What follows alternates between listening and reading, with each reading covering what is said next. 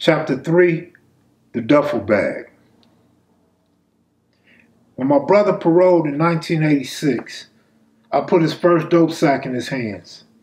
He skyrocketed from an ounce of cocaine to 2 kilos lightning fast. Before long, he had the Central Valley in California on fire.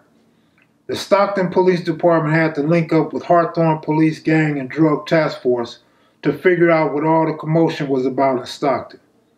My brother became known up north as LA, for obvious reasons, but also the main suspect of their investigation. The task force eventually closed in on LA and apprehended him. He was sentenced to 5 years with half time, good time, work time. Bam paroled again in 1989 and was desperately looking to reestablish himself as a street hustler. I myself was a school bus driver at the time and in my infancy stage as a backyard gambler. When I refer to the backyard, I'm talking about shooting dice from our knees on concrete from sun up to sundown and year round, with nothing but reputable killers, dope dealers, and players. On a good day, a winner can make the average poverty threshold for a family of 4. One morning, between my morning and evening splits, I parked my school bus across the street from home, directly in front of 54th Street Elementary School. 54th is where most of my closest homeboys attended school in the 70s. When I walked into our backyard, my brother was working out on the weight bench, and in between sets, he was oiling a pile of guns. He looked up at me as he sat up and asked me if I wanted to assist him in a daring robbery of some well-known drug dealers from out of town. "Hey," he blurted out. "What?" I asked. "Nothing." "You're nutting?" I jokingly asked.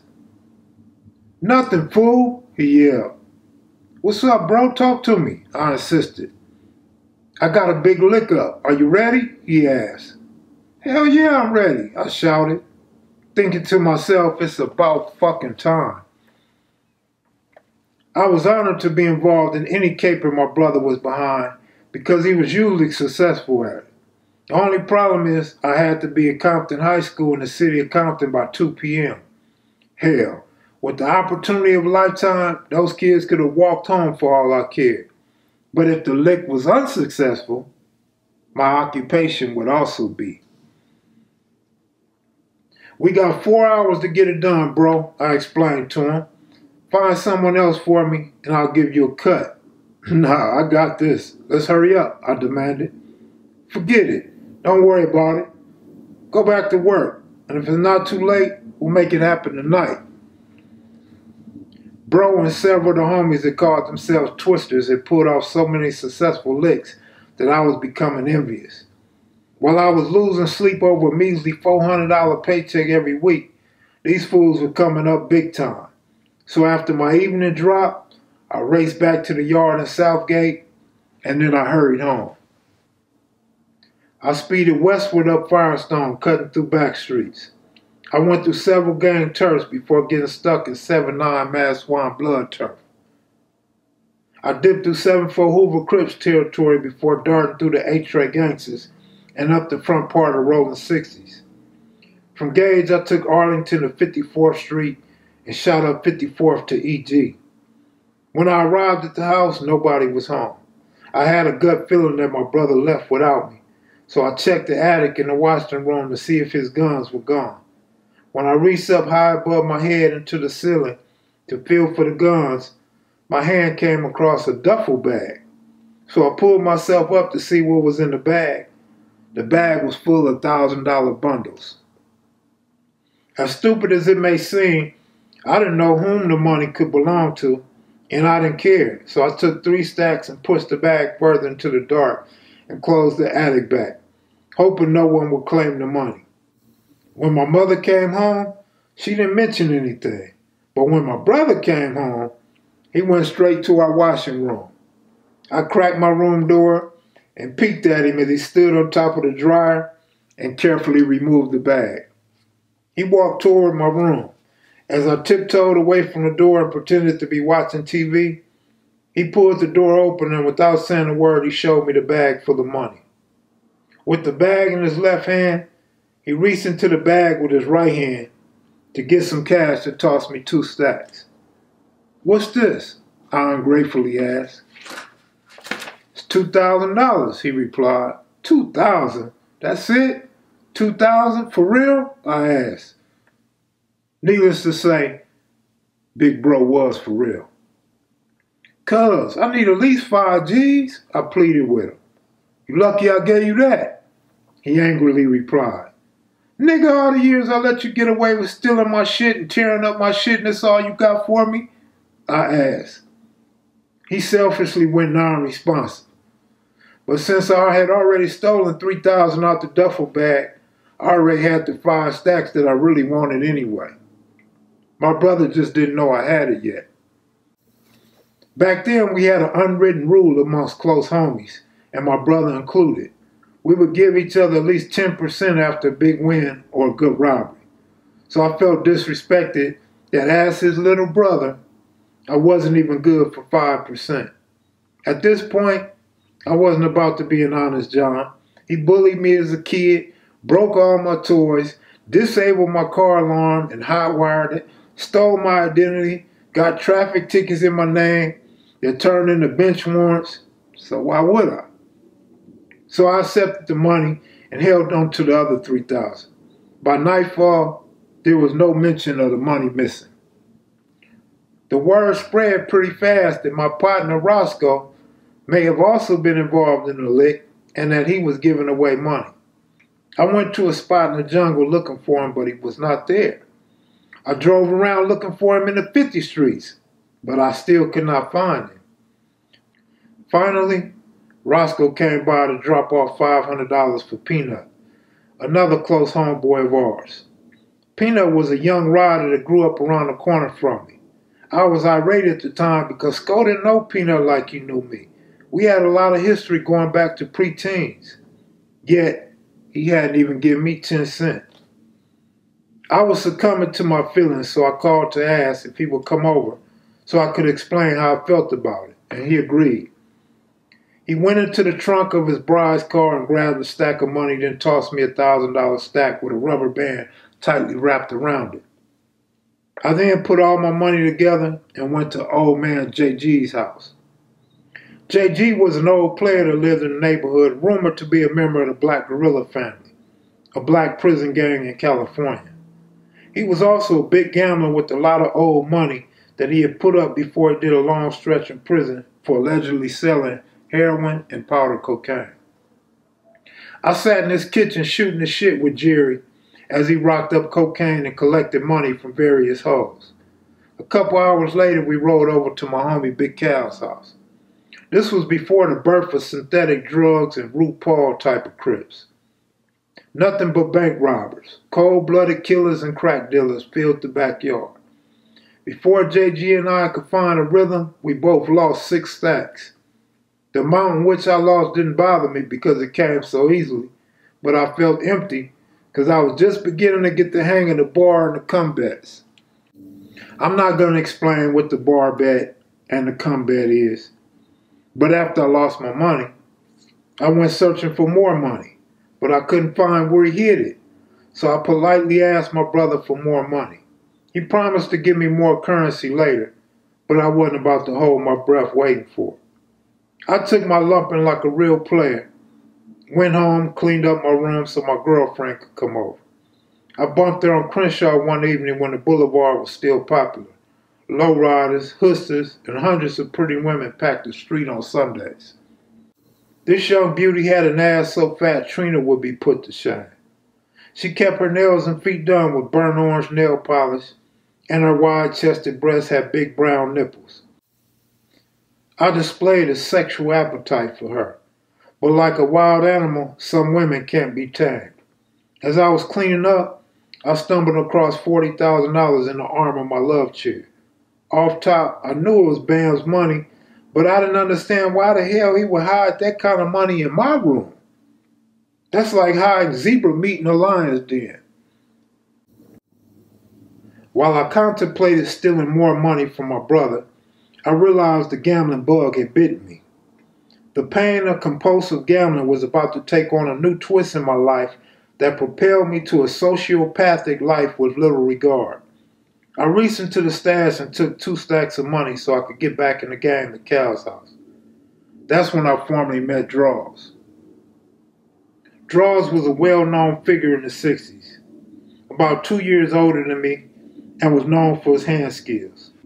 We got into a frivolous dispute over a side bet after he accused me of cheating. I bet him $50 that Cal wins, and Cal won, so I snatched the money from the ground. He repeatedly asked me to give him his money, but I refused to give it to him. "Who is this fool right here?" Draws asked. "That's Cal Mac right there. You don't know Cal Mac?" Cal asked while rolling the dice. "Nah, I don't know this slick little dude," Draws said loudly, while sitting beside me on a milk crate that Cal used to breed his roller pigeons in. I already had my brother killing me embedded in my mind, so I intentionally ignored the homie while I tried to focus on the crap game. When Cal crapped out, I slowly eased off the crate, putting my right knee on the ground as I rested my left forearm on my left knee, holding my money in my left hand. "You really gonna jack me like that?" Draws whispered behind my back. "I'm gambling right now, cuz. Start me out," I said back to him while taking the next fade. Finally, I got back on the dice. "Take all his money," Draws rooted. "Bet with me, homie," I said while looking back at him and rolling the dice clear across the pavement. "Why would I bet with you and you cheated me?" he asked. "Let me shoot another 100, I said to the participants. I caught a good long roll for $100 per fade, and things were temporarily looking up, so eventually I slid Draws $100 to squash any confusion. "See, you knew you cheated me the whole time, and don't think I didn't see that big-ass magnum you got right there," he said to me. "Homie, I would never cheat you. This little money don't mean that much to me, bro. I'm trying to buy mansions and boats," I explained. Draw smiled, and then we shook hands on it before I continued to roll the dice. I became greedy and unfocused by betting 300 a point. Before I knew it, I was down another 2 racks, and my life was flashing before my eyes.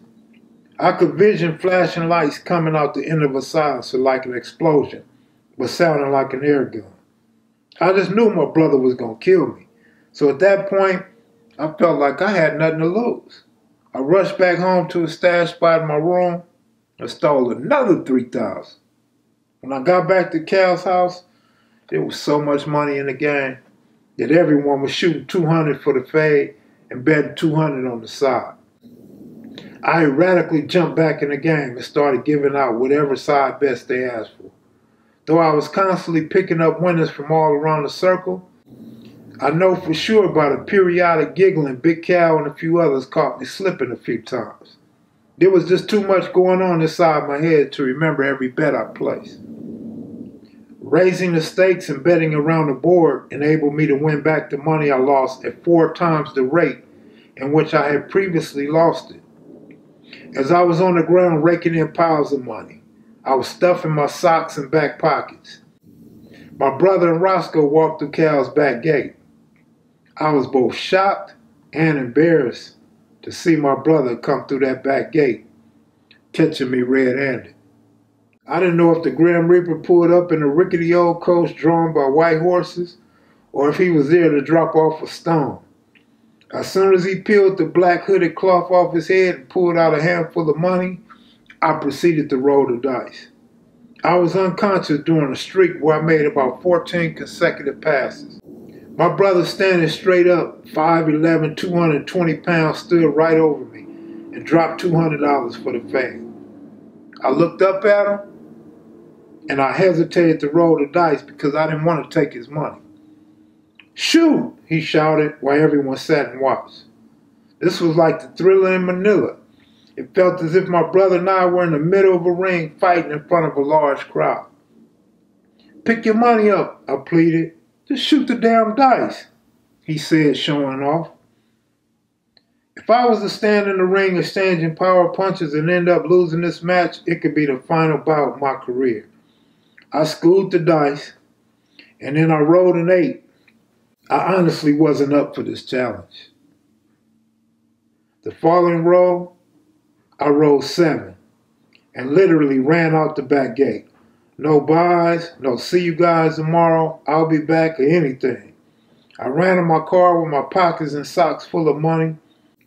I wanted to replace the $20 bills that I took from the stash spot, but the bank was closed, so I couldn't exchange the larger bills for smaller bills. When I got home, the rest of his money was no longer in the chair. My heart felt like it was going to jump out my throat. I'm busted now, I thought to myself. I frantically searched for the money like I was a participant in an egg hunt. I turned over every chair, every couch, every pillow, every mattress, every coat pocket, and every mattress in the house. The money had been moved to a dresser drawer in my closet where I kept my guns. This, in your face, tactic could be nothing less than a mousetrap. I replaced all of his money. I replaced all of the money I had taken anyway. But instead of a bunch of $20 bills, I had to put 50s and dirty hundreds in some of the stacks. Meanwhile, my girl stood me up like the Empire State Building. So I washed up and got in bed. That's when Bam came home. Turned my bright room light on and went in my closet. He opened up the top drawer and then he stared at me. "I knew you took my money," he yelled. "I don't know what you're talking about," I responded. "Then why are all the $100 bills in here then?" he asked. Though I felt like I cheated death that evening, Big Bro had a lot of nerve to question me, knowing he's been stealing money and jewelry from me many years without replacing it. I breathed a sigh of relief as he removed the money from my bedroom. The following day, he went to the car lot and bought a brand new IROC, a candy red 63 ragtop Chevy with chrome dates from Fat Donnie, a clean Regal, and a classic Volkswagen with a chrome engine and white wall tires, and a new wardrobe. It wasn't an easy task to win back the money I lost, but winning it back had me feeling optimistic about my future in gambling. No one could tell me otherwise. I became one of the main players in the game, and winning was something I did often. I was now convinced that I could make a gang of money in both the backyards of LA and in Las Vegas casinos.